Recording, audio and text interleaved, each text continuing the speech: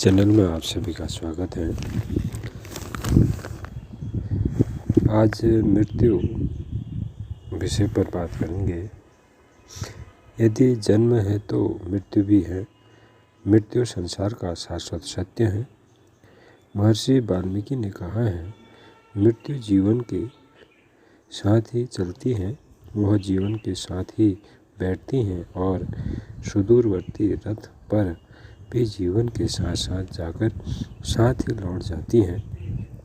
व्यक्ति जीवन पर्यंत जीव जगत के प्रपंचों में पड़ा कर्मरत रहता है। वह प्रत्यक्षतः तो जीवन जीता प्रतीत होता है, पर परोक्ष रूप से मृत्यु हर क्षण उसके साथ रहती है। इस प्रकार हम कह सकते हैं कि मृत्यु जीवन का सहचारी है। वह जीवन के साथ आती हैं और जीवन के साथ लेकर चले जाती हैं। सांसारिक मनुष्य मृत्यु को भय मानते हैं। आखिर ऐसा हो भी क्यों न, मृत्यु तो हमेशा दबे पांव आती है।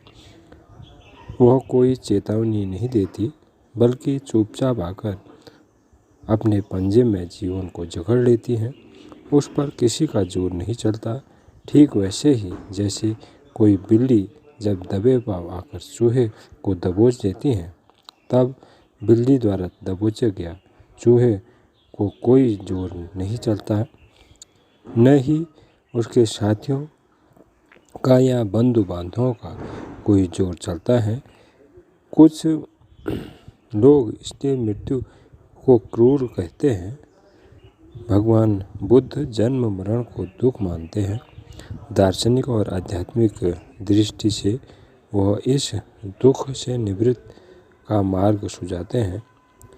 संपूर्ण भारतीय दर्शन भी अमृतत्व की बात करता है। वह आत्मा की अमरता की बात करता है। श्रीमद् भागवत गीता मृत्यु को एक विश्राम स्थल मानती है। वहीं अथर्ववेद कहता है कि त्वमेव विद्या विद्वान न भिवाय मृत्यु, अर्थात आत्मा को जानने पर मनुष्य मृत्यु से नहीं डरता।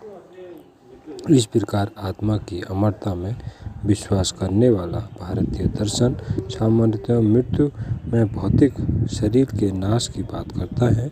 वहीं संसार में मृत्यु के बाद भी यश काया जीवित रहती हैं। अतः साधारण वैचारिक दृष्टिकोण में अपकीर्ति मृत्यु है। कह सकते हैं कि निष्प्रश आध्यात्मिक पाप और वासना रहित जीवन जी कर मृत्यु के भय से मुक्त पाई जा सकती है। और इसी के साथ आपका दिन मंगलमय हो। नमस्कार।